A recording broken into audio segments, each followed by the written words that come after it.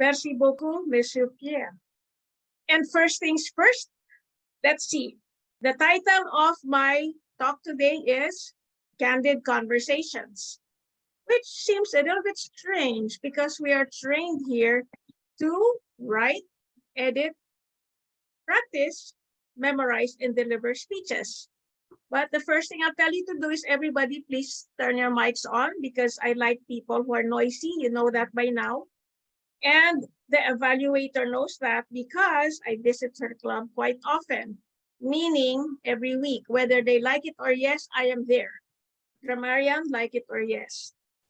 I will introduce her to you, which is part of what I do as a candid conversationalist. I'll tell you how you do that for a living.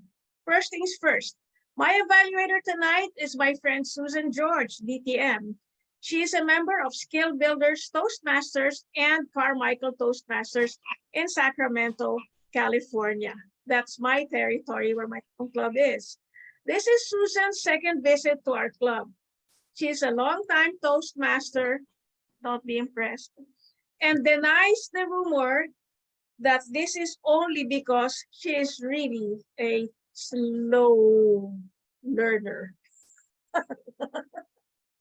And she is my evaluator of choice. First things first, do you think I'm a person who likes delivering speeches or a person who likes conversations? Tell me what you think. Choose one. Conversations. Thank you. Now, people say, oh, it's so hard to do conversations. It's so hard to do candid conversations. It makes me nervous. Well, let me tell you a deep, dark secret. I have difficulty memorizing. So, when you know you don't have a strength and you know you have an extreme weakness, find a way to make a living out of it. Interesting? Do you know in the good old days when there were no teleprompters, we were trained to memorize the news. Meaning, I didn't get the job because I couldn't memorize 3 lines. You realize if you make a mistake live, you're fired. I never took the job.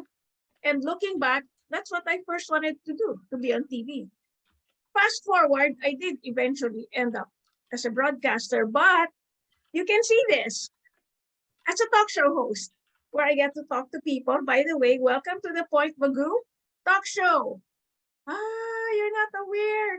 This is the camera. You're in a talk show. And today I'm supposed to be talking about communication styles. Find out which one you're comfortable with. You like memorizing? You like conversing? Or some people like writing?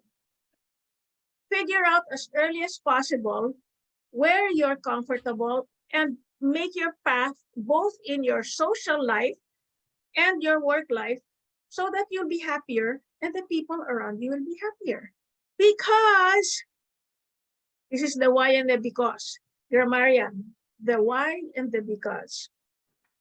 Many people think that if we deliver everything we have from the brains down from here to the mouth and boom, that we're great communicators.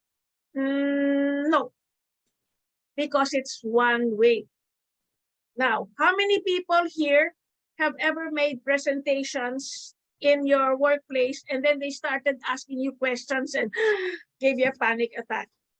Chris, can you relate to that? Yes? There. So, here.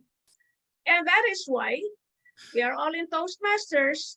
However, the dreaded however, but, the dreaded but, I tell people, you saw the hand of Pierre, the hand of Chris, they're gonna murder you in the open forum.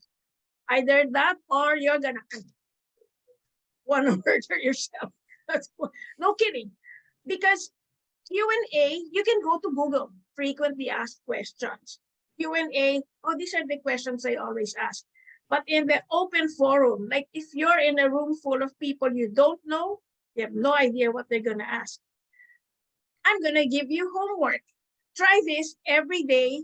Talk to one stranger every day, whatever. Ask the time, Don't ask complicated things. Like if you go to the supermarket, how do I know an apple is sweeter than the other apple? Simple, simple stuff. That is my communication style. And that's my advocacy why I came back to Toastmasters after being away for a decade. Well, the true reason is I was bored to tears with the pandemic. So I can't talk to people. You see those buildings? I live in a box. It's called a room in one of those buildings. So now I have more boxes. It's got people, right? There you go. Find out how you can, like me, have exchanges with people. And let me ask you, since you're all working, I presume, if you want to go up the ladder, well, really, you don't have a choice. You're going to have to learn conversations, candid conversation skills, true or false. True. Yeah. Yeah, they're called weekly meetings with the team leader, with the manager, eventually the vice president. And if you want to be CEO, first things first, it's all about candid conversations. Remember, there's such a thing as sealing the deal in the golf course. What are you going to do? Memorize a speech for the golf course. And then toss coin, who's first? Okay, it's you. Then what do you say?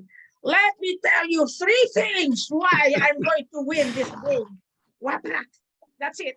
You lost the deal. Candid conversations has its advantages. The number one advantage, oh, Susan knows this. For work, nah. For your girlfriend, your wife, nah. For your mother-in-law.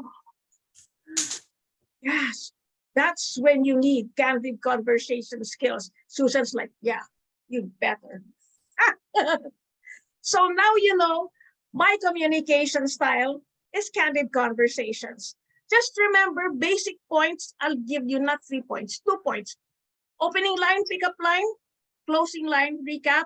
No one remembers the middle anyway. Trust me, it works. So kisses and warm hugs from Manila. Mwah, mwah, mwah, mwah. Thank you, Vivien. Great speech. And I'm wondering if you did that candidly or if you actually prepped it. Okay. 30 seconds on the timer, Ryan, and everybody send your hugs and kisses, whatever you feel like, to Vivien on the chat.